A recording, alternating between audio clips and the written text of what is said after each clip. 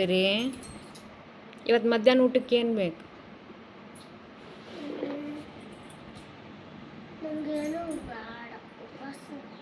ಉಪವಾಸ ಇರ್ತಿ ಯಾಕ? ಟಯರ್ಡ್ ಆಗೈತೆ. ಆದ್ರೆ ಏನಾರು ತಿನ್ಬೇಕಲ್ಲ.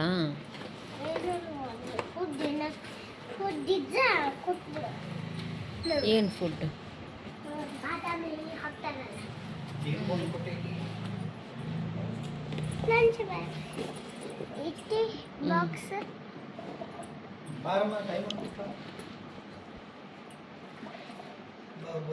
ಎಲ್ಲ ಕಲ್ತು ಬಾ. ನಿಮ್ಮ ಮಿಸ್ಸಿಗೆ ಹೇಳು ನಾನು ಕಾಂಪಿಟೇಷನಿಗೆ ಸೇರ್ಕೊತೀನಿ, ನನ್ನ ಹೆಸ್ರು ಬರ್ಕೋರಿ ಅಂತ.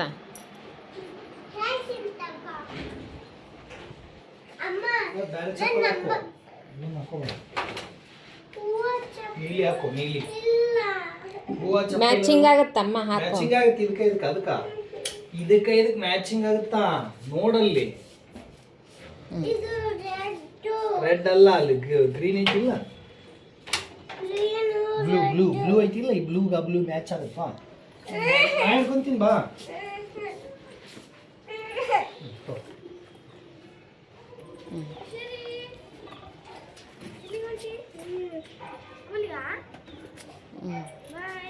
ಬಾಯ್ ಮಾಡು ಅಕ್ಕಾಗ. ಬಾಯ್ ಮಾಡು. ನಿಂದಿಲ್ಲ ಸ್ಕೂಲು ಇವತ್ತಾಕಿಲ್ಲ? ಬಾಯ್ ಬಾಯ್ ಶ್ರೀ.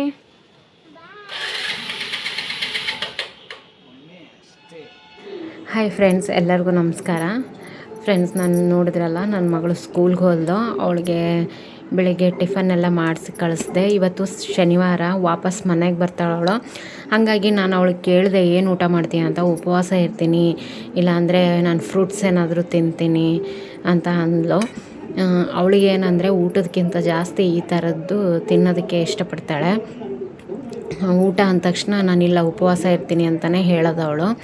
ಕೆಲವೊಂದು ಸಾರಿ ಮಾತ್ರ ಹಠ ಮಾಡ್ತಾಳೆ. ಅವಳು ಬರೋಷ್ಟೊತ್ತಿಗೆ ಅವಳಿಗೆ ಹಣ್ಣೆಲ್ಲ ಹೆಚ್ಚಿಡ್ತಾ ಇದ್ದೆ. ಬರೋ ಟೈಮು ಕೂಡ ಆಗಿತ್ತು. ಅವಳಿಗೆ ಹಣ್ಣು ತಿನ್ನಿಸ್ಬಿಟ್ಟು ಆಮೇಲೆ ಊಟ ಮಾಡಿಸೋಣ ಅಂತ ಇವತ್ತು ಸಿಂಪಲ್ಲಾಗಿ ರೈಸ್ ಮಾಡಿದ್ದೆ ನಾನು. ಬೇರೆ ಏನೂ ಮಾಡಿರಲಿಲ್ಲ. ರೈಸ್ ಮತ್ತು ಅಗಸೆ ಚಟ್ನಿ ಪುಡಿ. ಅವಳಿಗೆ ತುಂಬ ಇಷ್ಟ ಅಗಸೆ ಚಟ್ನಿ, ಗುರೆಳ್ಳು ಚಟ್ನಿ ಎರಡೂ ತಿಂತಾಳೆ ಅವಳು. ಹಾಗೆ ಸೈಡಿಗೆ ಒಂದು ಸ್ವಲ್ಪ ಉಪ್ಪಿನಕಾಯಿ ಇದ್ದರೆ ತುಂಬ ಇಷ್ಟಪಟ್ಟು ಊಟ ಮಾಡ್ತಾಳೆ. ಕೆಲವೊಂದು ಸಾರಿ ಈ ರೀತಿಯಾಗಿ ಸಿಂಪಲಾಗೂ ಕೂಡ ಊಟ ಮಾಡಬೇಕು. ಮಕ್ಕಳಿಗೆ ಈ ರೀತಿ ಚಟ್ನಿ ಪುಡಿಗಳನ್ನು ತಿನ್ನೋದನ್ನು ಕಲಿಸ್ಬೇಕು. ಯಾಕಂದರೆ ಅಗಸೆ ತುಂಬಾ ಒಳ್ಳೆಯದು, ಗುರೆಳ್ಳು ಕೂಡ ತುಂಬ ಒಳ್ಳೆಯದು ಹೆಲ್ತ್ಗೆ. ಮಕ್ಕಳಿಗೆ ತಿನ್ನಿಸ್ಲೇಬೇಕು ಈ ಥರ ಫುಡ್ಡನ್ನು. ಸಾಫ್ಟ್ ಫುಡ್ಡು ಕೂಡ ಇದು. ಅನ್ನ, ತುಪ್ಪ, ಚಟ್ನಿ ತುಂಬ ಸಾಫ್ಟ್ ಫುಡ್ಡು, ಒಳ್ಳೆಯದು. ಈಗ ನೋಡಿ, ಅವಳಿಗೆ ಎಲ್ಲ ಕಲಿಸ್ಬಿಟ್ಟು ಅವಳಿಗೆ ಕೊಡ್ತಾಯಿದ್ದೀನಿ. ಅವಳು ಕೂಡ ತಿಂದ್ಬಿಟ್ಟು ಸ್ವಲ್ಪ ಹೊತ್ತು ಮಲ್ಕೊಂಡಿದ್ಲು. ಮಲ್ಕೊಂಡಾದಮೇಲೆ ನಮ್ಮನೆಯವರು ಹಸಿ ಶೇಂಗಾ ತೊಗೊಂಡು ಬಂದಿದ್ರು ಇವತ್ತು.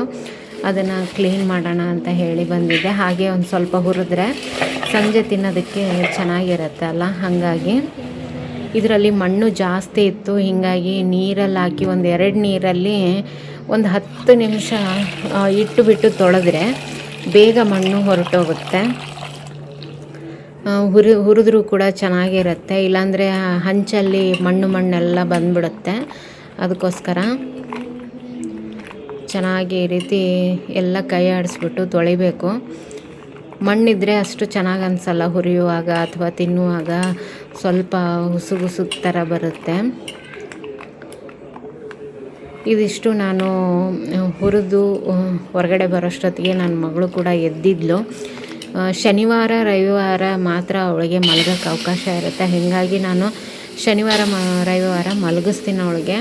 ಅವಳು ಮಲಗೋಕ್ಕೆ ಇಷ್ಟಪಡಲ್ಲ, ಬಟ್ ಆದರೂ ನಾನು ಒತ್ತಾಯ ಮಾಡಿ ಮಲಗಿಸ್ತೀನಿ. ಒಂದು ಗಂಟೆನಾದರೂ ಮಲ್ಕೊಳ್ಳಿ ಅನ್ನೋಕ್ಕೋಸ್ಕರ. ಏಕೆಂದರೆ ಉಳಿದ ದಿನ 4 ಗಂಟೆಗೆ ಬರ್ತಾಳೆ. 4 ಗಂಟೆ ಹೊತ್ತಿಗೆ ಅವಳಿಗೆ ಮಲಗ್ಸೋಕ್ಕೆಲ್ಲ ಆಗಲ್ಲ. ಯಾಕಂದರೆ ಫ್ರೆಶ್ ಅಪ್ ಆಗೋಷ್ಟೊತ್ತಿಗೆ 5 ಗಂಟೆ ಆಗಿಬಿಟ್ಟಿರುತ್ತೆ. ಹಂಗಾಗಿ ನಾನು ಮಲಗಿಸಿರ್ತೀನಿ. ಅವಳೇನಂದರೆ ಬಂದ ತಕ್ಷಣವೇ ಹೋಮ್ವರ್ಕ್ ಮಾಡಬೇಕು ಅಂತ ಇದ್ಲು. ಯಾಕಂದರೆ ಸಂಜೆ ಹೊರಗಡೆ ಆಟ ಆಡೋಕ್ಕೆ ಹೋಗೋಕ್ಕೆ ಬರುತ್ತೆ ಅನ್ನೋದೊಂದು. ನಾನು ಬಿಡಲಿಲ್ಲ. ಹಾಗಾಗಿ ಅವಳು ಊಟ ಮಾಡಿಸಿ ಮಲಗಿಸ್ಬಿಟ್ಟೆ ನಾನು. ನೋಡಿ ಇಷ್ಟು ಚೆನ್ನಾಗಿ ಹುರಿಬೇಕು. ಹುರಿದ್ರೆ ಈ ಟೈಮಲ್ಲಿ ತಿನ್ನೋದಕ್ಕೆ ತುಂಬ ಚೆನ್ನಾಗಿರುತ್ತೆ. ಸಂಜೆ ಟೈಮಲ್ಲಿ ಇದ್ರ ಜೊತೆಗೆ ಸ್ವಲ್ಪ ಬೆಲ್ಲ ಇರಬೇಕು, ಯಾಕಂದರೆ ಬರೀ ನಾವು ಶೇಂಗಾ ತಿಂದರೆ ಪಿತ್ತ ಆಗುತ್ತೆ ಒಂದೊಂದು ಸರಿ.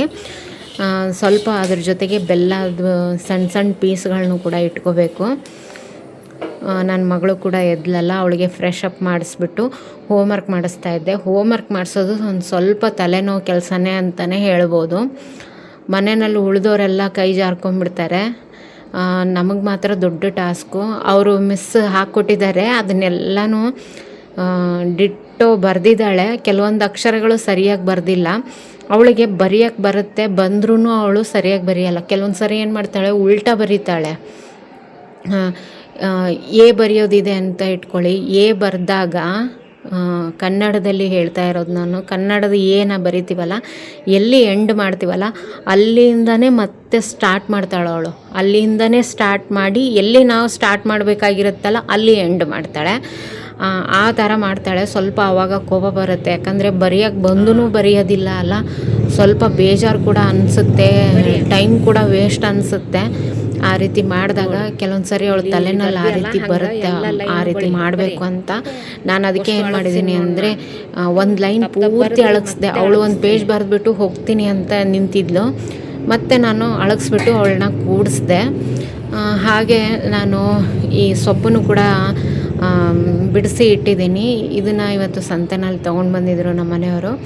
ಇದನ್ನು ಏನಂದರೆ ಒಂದು ಕವರ್ಗೆ ಹಾಕಿ ಇಡ್ತೀನಿ, ನಾಳೆ ಬೆಳಗ್ಗೆ ಮಾಡೋದಕ್ಕೆ ಬರುತ್ತೆ. ಯಾಕಂದರೆ ಆವಾಗಲೇ ಮಾಡೋದು, ಆವಾಗಲೇ ನಾವು ಇದನ್ನೆಲ್ಲ ಸೋಸೋದು ಅಂದರೆ ಸ್ವಲ್ಪ ಕಷ್ಟ ಆಗುತ್ತೆ. ಹಿಂದಿನ ದಿನ ಈ ರೀತಿಯಾಗಿ ಸೋಸಿ ಇಟ್ಕೊಂಡ್ಬಿಟ್ರೆ ಮಾಡುವಾಗ ತುಂಬ ಈಸಿ ಆಗುತ್ತೆ. ರಾತ್ರಿಗೆ ಮೊಸರು ಅವಲಕ್ಕಿ ಮಾಡೋಣ ಅಂತ ರೆಡಿ ಮಾಡ್ತಾಯಿದ್ದೀನಿ.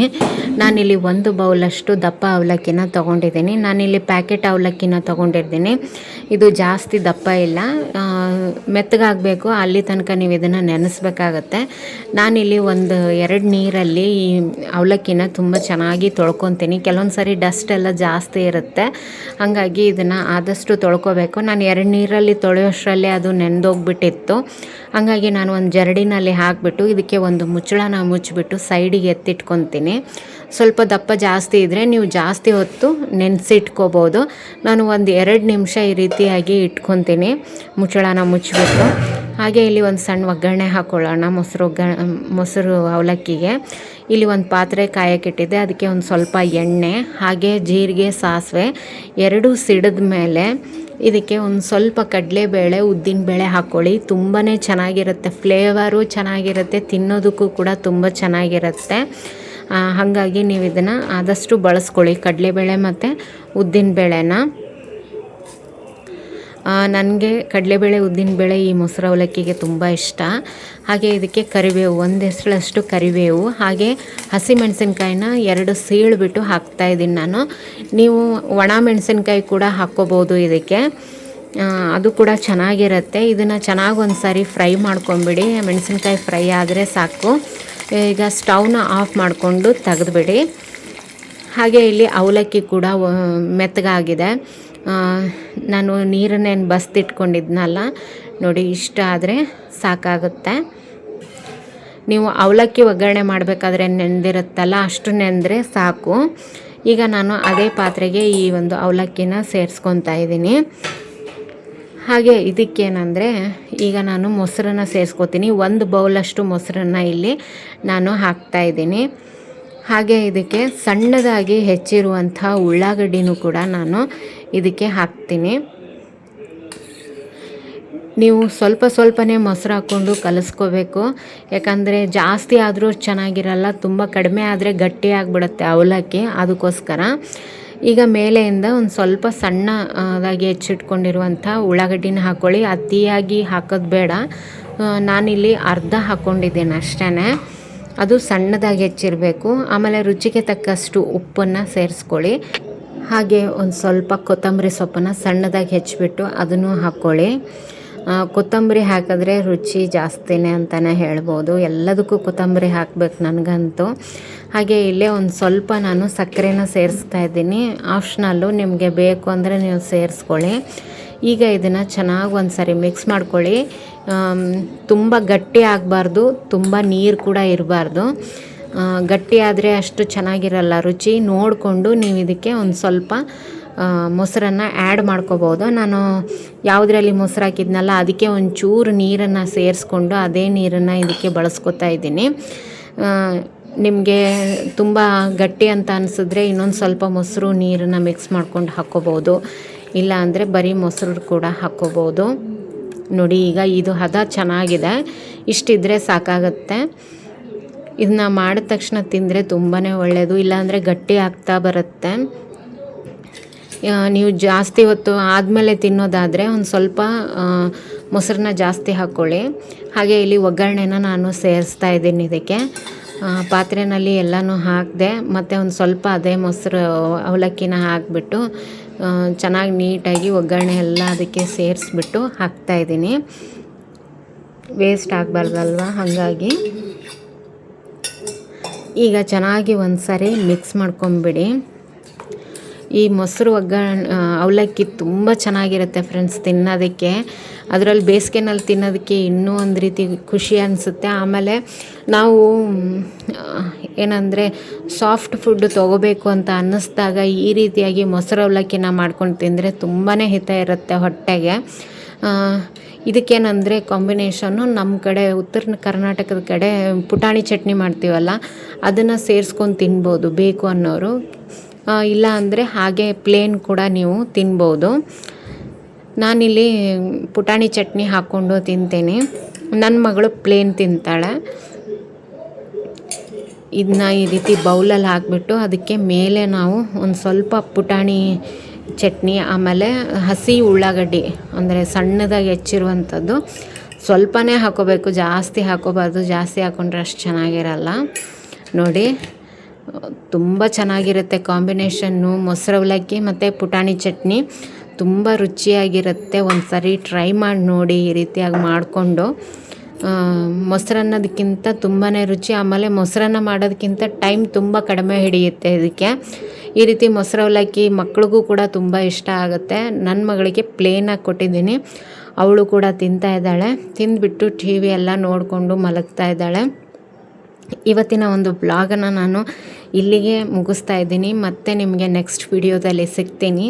Thank you friends, bye.